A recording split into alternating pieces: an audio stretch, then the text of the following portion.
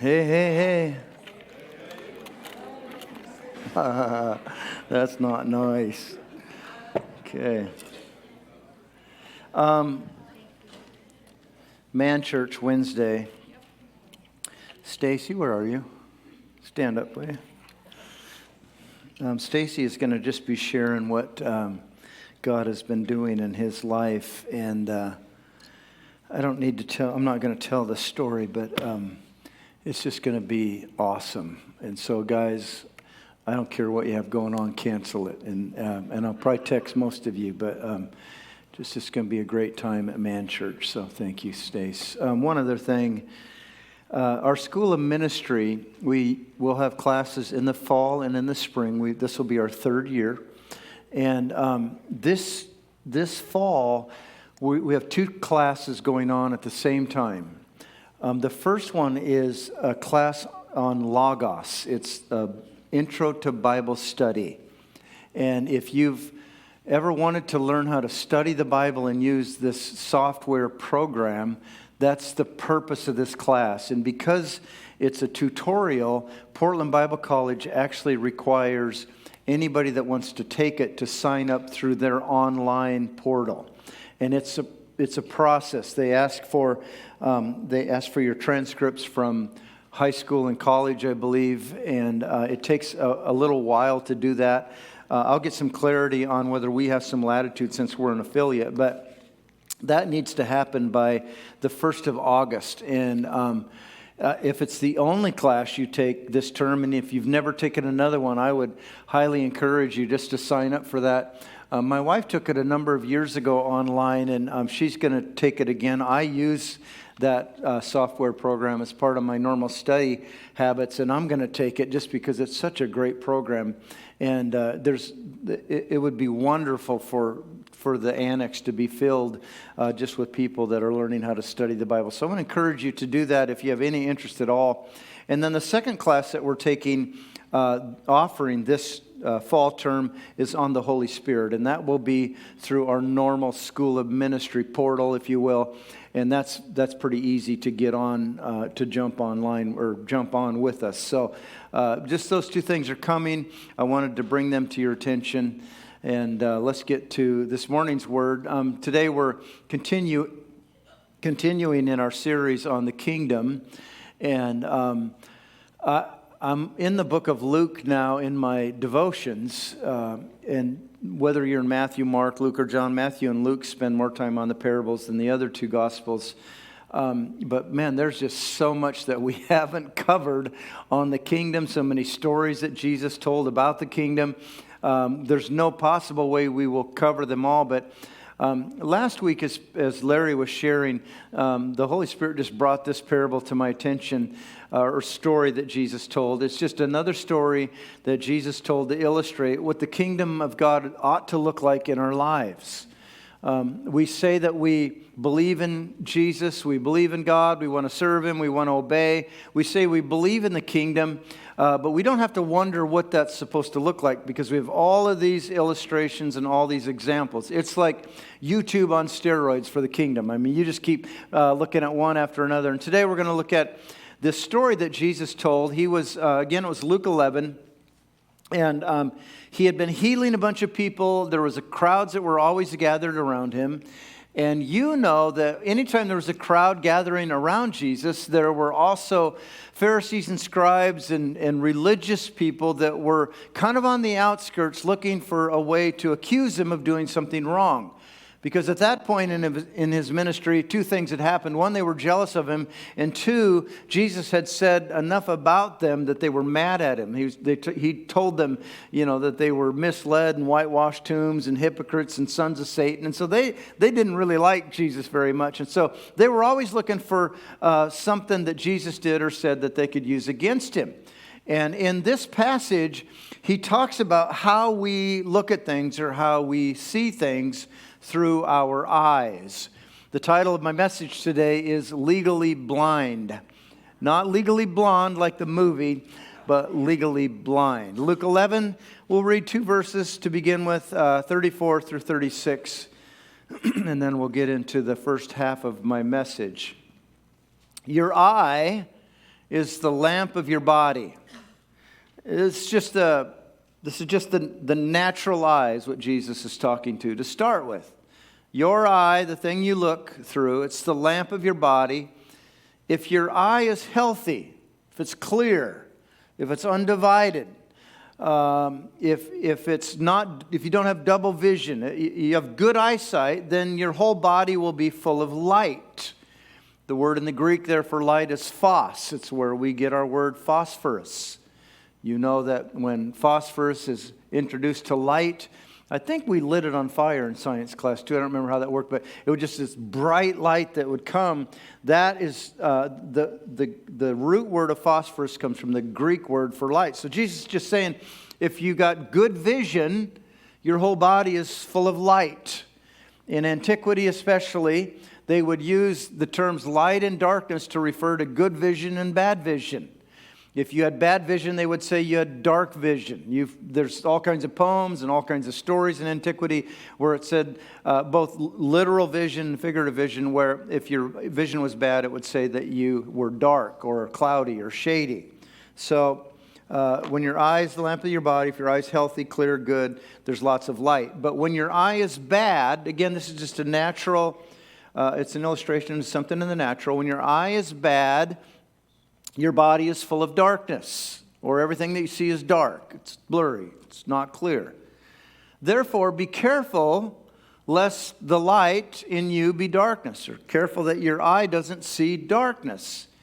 If then your whole body is full of light, having no part dark, it will be wholly bright, W-H-O-L-L-Y, holy, and holy, H-O-L-Y, bright, as when a lamp with its rays, I like that picture, just rays of light, gives you light. Jesus is using this natural illustration to point to a spiritual application. That's what parables are about. We've established that many times. And it was directed at the religious leaders of his day. It wasn't directed at the other crowds that were there and the people that received miracles. It was directed at those who were judging him and being critical of him. And it's the natural story is if your eye is bad, everything's bad. Jesus is saying to them, if your eye is bad, everything about you is bad. That's what he's saying to them. They knew that. It's easy enough to see that truth in the natural. If you're blessed with good eyesight, I used to have great eyesight, and then, I don't know, I turned 40 and just went downhill. But it used to be perfect. But if you're blessed with good eyesight, it's a wonderful thing. If you have poor eyesight, how many just have terrible eyesight in the room? Like just, and Rich, you have contacts in right now, okay? Well, those that have terrible eyesight, if you take your glasses off, did you raise your hand, Caleb? Take your glasses off just for a minute. Am I blurry to you? Can you see anything? Let me ask you this. Is there, with your glasses off, could you look around the room and would some things be clear and other things be blurry, or is it all just blurry? Well, that doesn't fit my illustration. Just say that everything is blurry. Thank you. So your eye doesn't pick and choose what's clear. You just have bad eyesight, right? Well, if you're looking at some things and you have bad eyesight, I don't think it's the end of the world. Here's a picture of a garbage dump or some garbage, and it's pretty blurry. And it's like, well, no big deal, right? If that's what your eyesight was, and it somehow picked and chose that when it was looking at something that was awful or dirty or garbage, it wouldn't matter. Go ahead and show us the clear thing, right? So that's what you were looking at. But again, your eyes don't discriminate. If it's bad, is what Jesus said. We agree with that, right? Here's a picture of the Grand Canyon. But you have no idea it's the Grand Canyon. And if you had 2200 vision, that's probably what you would see if you stood on the rim of the Grand Canyon. It wouldn't be beautiful at all. It'd just be blurry. It'd be dark. Everything would be dark. Or the next pictures of Niagara Falls. There's no way to know that's Niagara Falls, but that's what it is. And again, because your eye is bad, everything is bad. And then you get to something that's really priceless, like maybe the picture of a newborn baby, your newborn child. And if that's the kind of vision you had, that would be terrible. It'd be painful. By the way, we look at the good picture in that. That's not off the internet. That's John and Vanessa's new baby. It's the newest baby in our church. We agree, you can take those down. We agree with Jesus that if our natural eye is bad, everything is bad, right? It impacts all that we see. It's the earthly version of the story that he told, but as we said, it has a spiritual application. The way that we see things, now I'm going to a different kind of seeing. The way that we process things impacts our souls. What is our soul? It's our mind, it's our will, it's our emotion.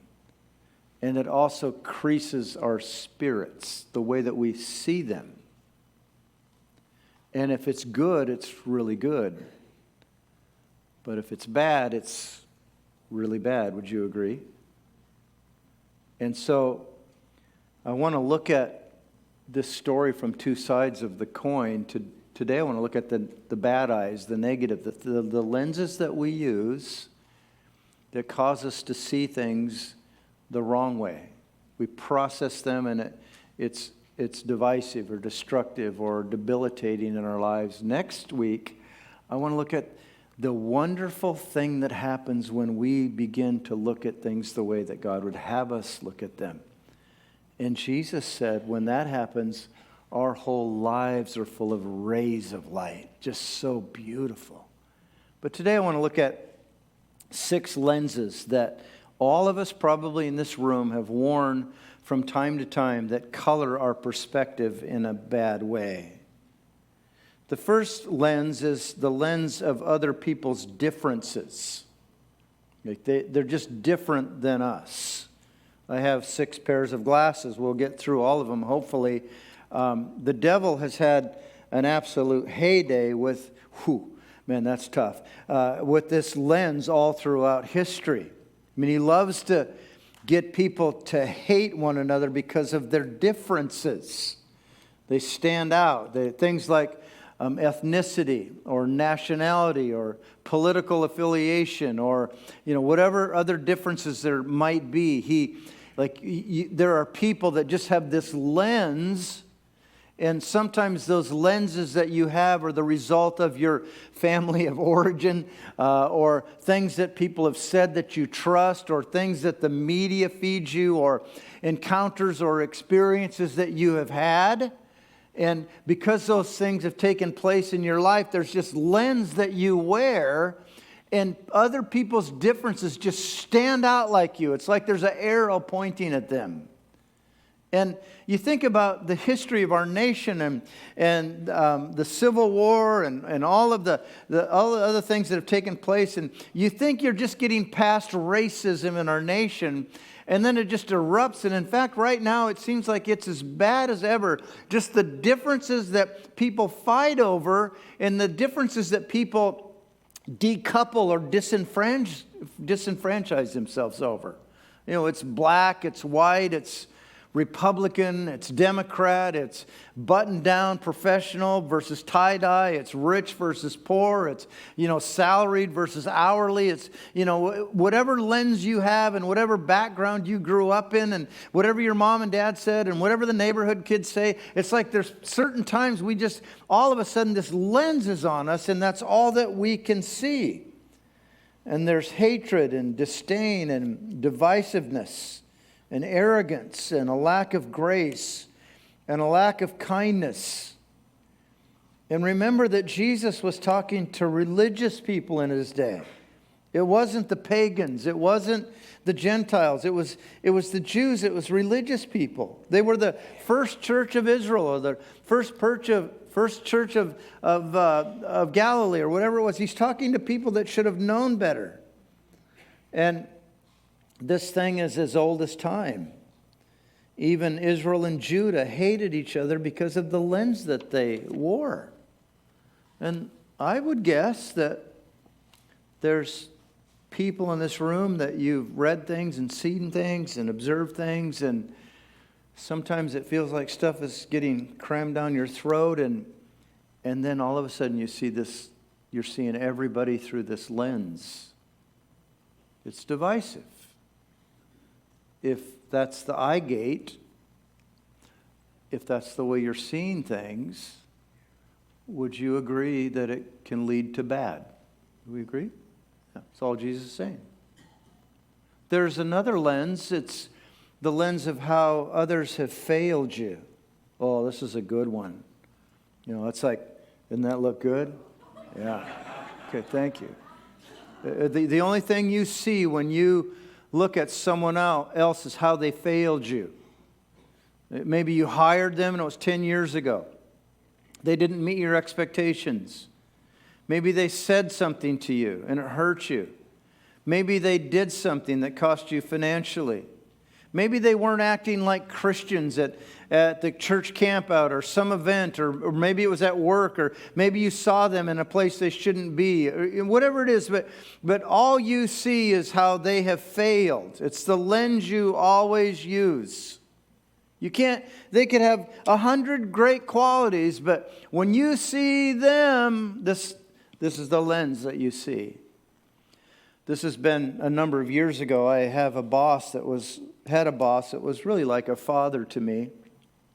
He grew up in Alabama, and when he was 10 or 11 years old, he had worked on this farm picking cotton all summer long, and he made like 25 cents a day or something crazy like that. This is in 1940.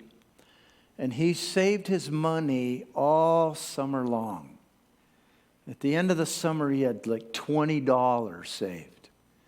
And he wanted to get a new saddle for his horse. And in 1940, the Amazon.com was actually the Sears catalog, right? And so you would get this catalog out, and they had all these, 4 or 5 different saddles that you could pick from. And they would range from $15 to $40. You could even buy houses from the Sears catalog, believe it or not. And so he'd saved all his money, and he picked out this one saddle, and he sent his money to Sears, and there was no Amazon Prime in those days. You didn't have to wait 3 days. You had to wait 3 or 4 weeks to get what you had ordered. And you can imagine the anticipation and the excitement. And he probably had that picture of the magazine cut out and hung on his dresser like it's coming, and so excited.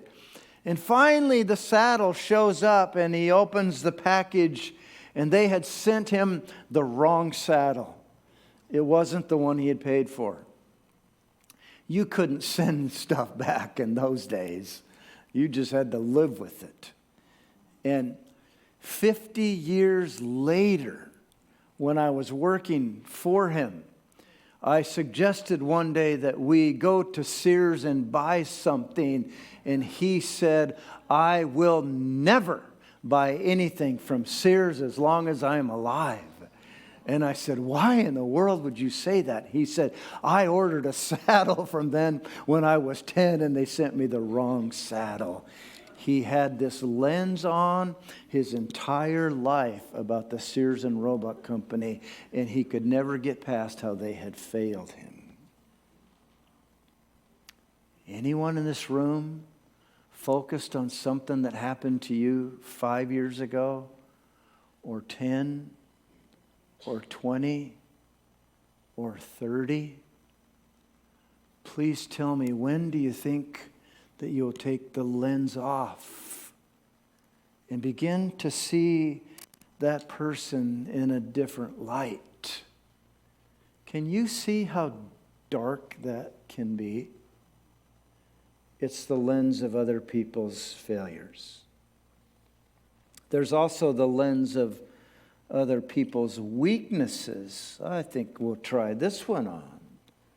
For the record, what do you think? It says bride on here, by the way. Where's my wife? Are you here, honey? She wanted a pair of these at the end of the service. Where are you, Di? Okay, so don't let me give these away. The lens of other people's weaknesses. Isn't it interesting that Jacqueline could have a weakness? She doesn't, but she could have a weakness, and her weakness could have absolutely no bearing or no impact on me. It's never affected me in a negative way. It's never hurt me. It's never cost me anything. but she has that weakness, and I will still focus on that thing even though it's never impacted me. That's what this lens does. It's like a microscope. You can see people, but you can't see the good in them. You just see the weaknesses. You see what they do wrong. So you say things like, "Can you believe how much makeup she wears? Did you notice how many times he repeated himself yesterday? How can they call themselves leaders when they're 45 minutes late for everything? I can't believe they just bought another new car. They can't afford to pay the bills they have. Have you seen how they parent their kids? Boy, are they going to be in trouble in a few years. I don't know why the boss gives him all those leads. He's a terrible example for the company." No one would argue that those are legitimate weaknesses, but you focus on them. It's all you see when you look at them. And usually it's accompanied by critical comments to others. And so it darkens everything. It's the third lens, the lens of other people's weaknesses. And then we get to the lens of jealousy and comparison. Man, is that a rough one. And I know when I put these glasses on, you're all going to be jealous because they are awesome. You look at someone else, it's crazy, but it's so accurate. All you can see is what they have that you don't. Like almost automatically at times, there's no lens on, and then you see something and boom, it goes on. They have a car, they have a house, they have clothes, they have a title, they have a position, they have a job. You didn't know them from Adam, but as soon as you're aware of that one thing, they're professionals and you're a laborer, like all of a sudden the lens goes on and you are jealous. And 10 times out of 10, jealousy will lead to the relationship being cut off, because you can't have a good relationship if you're jealous. It's impossible. Sometimes it doesn't happen immediately. Sometimes it happens over time. Like you have someone in your life and you like them, or you think you like them, and the relationship is growing and it's becoming something that you cherish. And then this lens sabotages it. Like you begin to see that they have something you don't. They have talents you don't. They have things you don't. Here's one it's crazy that adults still wrestle with this, but we don't allow people to have other friend groups. Like, then we're jealous of, like that's like middle school stuff, isn't it? But the lens goes on. And then we are cutting relationships off. And that blinding lens of jealousy ruins what God intended to be a great friendship. It happens at work, it happens at church, it happens at school, it happens in your neighborhood. And when it happens, we are the ones who lose. God has something good for you. Man, let me just be real clear. I'm not impugning or indicting anyone.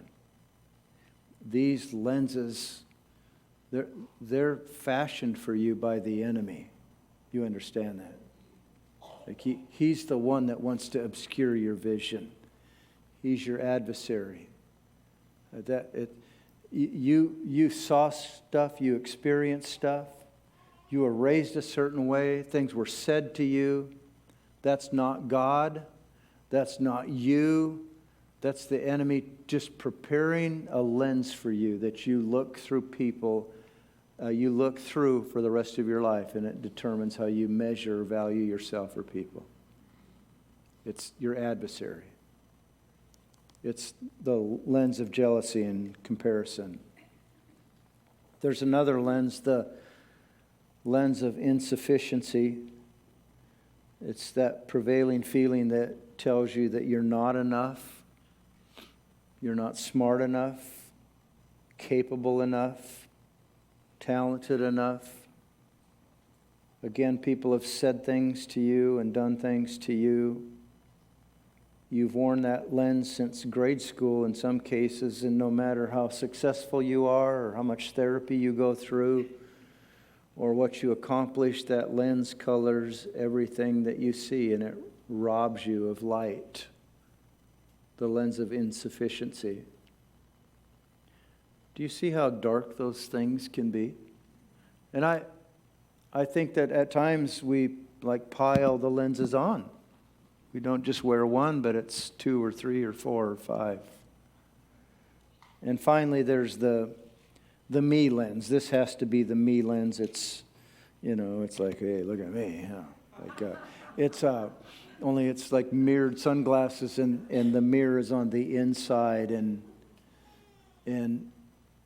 try as you might, everything you see is through how it looks on you, how you look.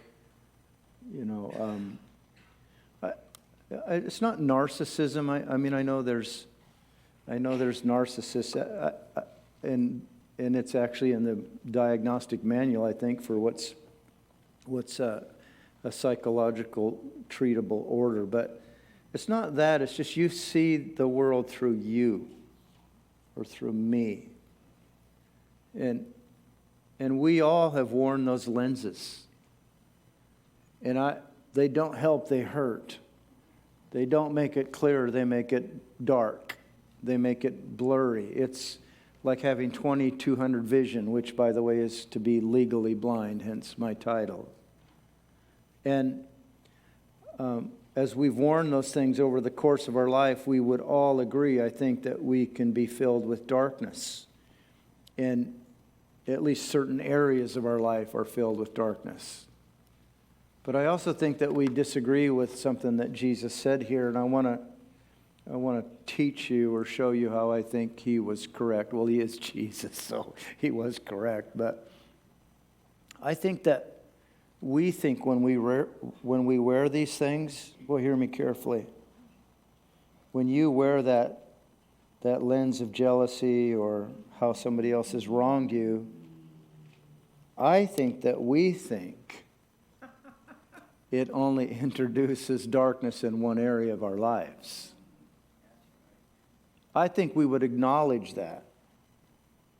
As long as I'm looking at Joe, and I know there's something going on between me and Joe, as long as I think I would agree and you would agree that there's darkness there, right? But Jesus said, if the eye is bad, it's all bad. Wow, that's scary. Don't tell me that. Don't tell me that I can't wear some of those lenses when I want to. It's not all bad. There's some bad, but it's not all. I don't believe that. No, that's not what Jesus said. He said it's all bad. Well, do you believe that? I don't think we do all the time. Let me just suggest 3 ways that I think verifies that. There's probably 10 more lenses in lots of ways that this darkness just takes over. One example is that the lens that we look at others with, it will impact every other relationship that's connected to those people. And I might think that I know who Mark is connected to and who his friends, like we're friends, and but I have darkness in my life, a lens that's directed at one of Mark's friends, and it begins to impair our relationship. It's inevitable because Mark loves this person, and he begins to speak well of them, and he begins to honor them. And am I right? When that happens, it elicits some things inside of us. It's like, ugh. And we want to be critical, and we want to impugn, and we want to be negative, and we want to talk about their weaknesses, and we want to talk about their faults, and we want to talk about how they wronged us. But I'm not sure I can do that with Mark because I don't want to ruin that thing. And now, if you're used to wearing 1 or 2 or 3 or all 6 of those lenses at any given time over your life, and it's like now not just one relationship, but one with Mark and one with Dave and one with Larry and one with Rich, and that all of a sudden it's just dark. Like where's the ollie free zone? Where's the safety zone? Where can I just do whatever I want and no one else is going to hear about it or be impacted by it? And that can't happen.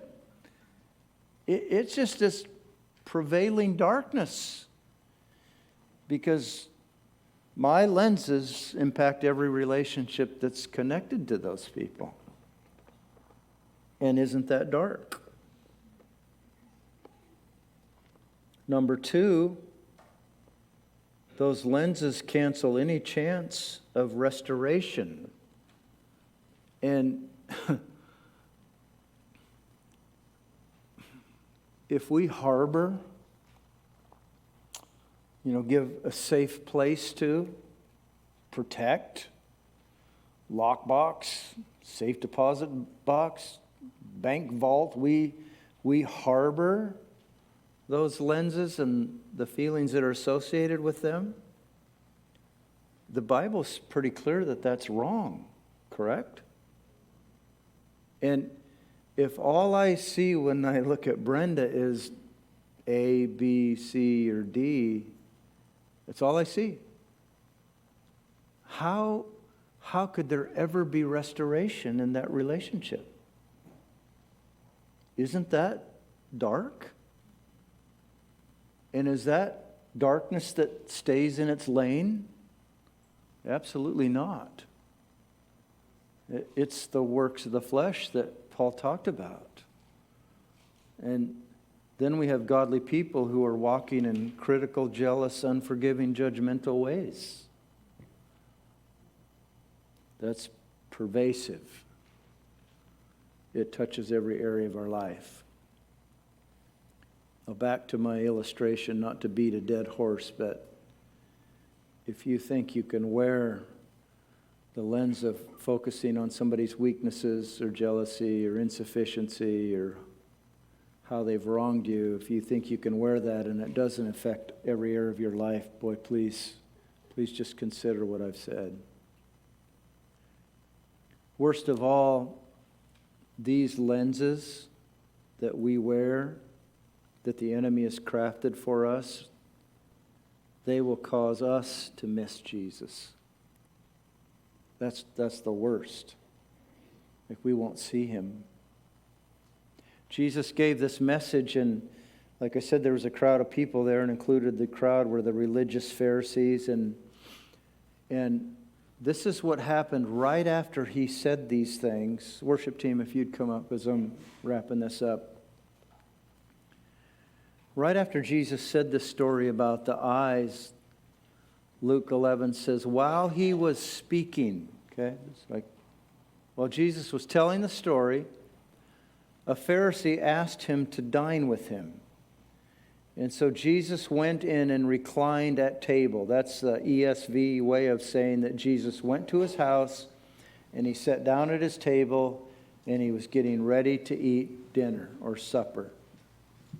And this next sentence caught my attention as I just meditated on this passage. It says, the Pharisee was astonished to see that Jesus did not first wash before dinner.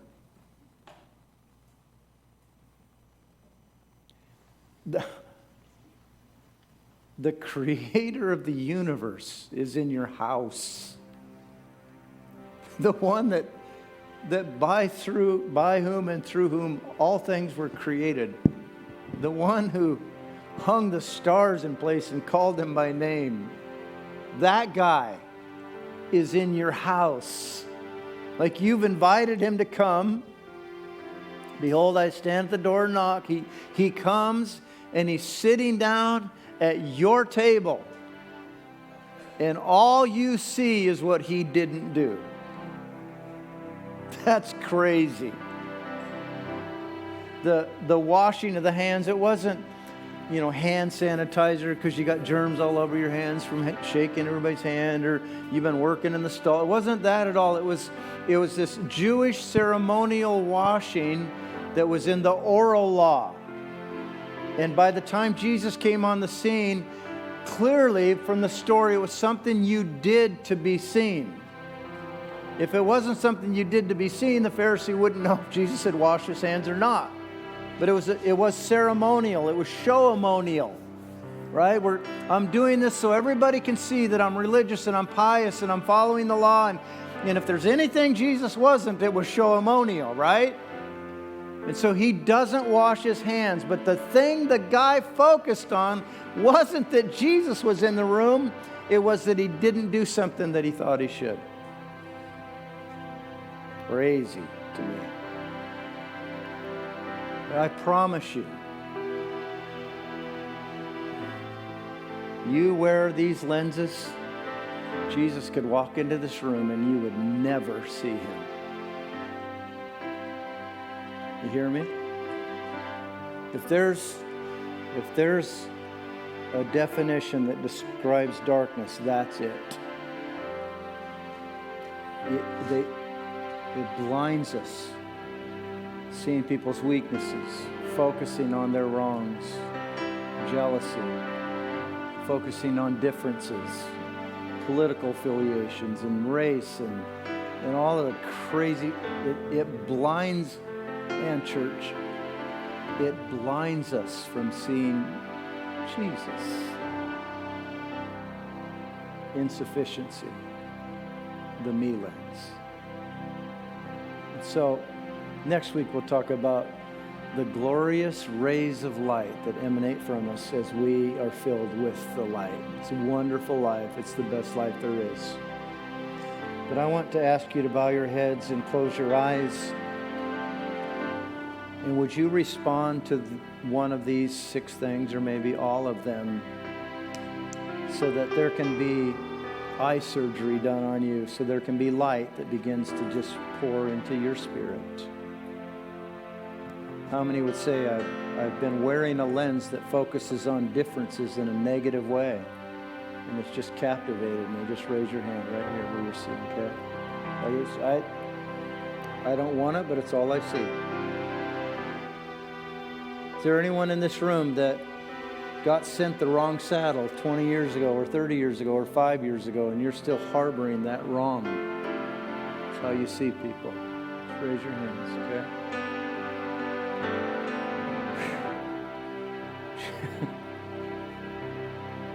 Just those 2 things will bring freedom in a powerful way. How many would say, I've been focusing on the weaknesses of others? It hasn't affected me, but I still focus on the weaknesses of others. And it's led to a critical spirit. I recognize that. Would you raise your hand? Maybe you're struggling with the lens of jealousy or insufficiency. Or for you, maybe it's the me lens. Like, what do we do? Well, the first thing we do is we acknowledge that. And you've done so by the raising of your hands. Okay, that's me. I hear you. You don't hear me, you hear the Holy Spirit. And the second thing that we do is we give the Holy Spirit permission to confront us and remind us. You okay with that? Those that raise your hands? Holy Spirit, I'm giving you permission now to confront me and to remind me. And then I'm asking you to give me the strength to get new eyesight, to look at things in a different way. There's so much freedom in that. And that's one more parable that Jesus told that explains to us what his glorious, wonderful, precious, priceless kingdom looks like. You stand with me as we sing this beautiful song declaring just how worthy God is and how worthy Jesus is. And I invite you just to worship in your own way as we sing this song.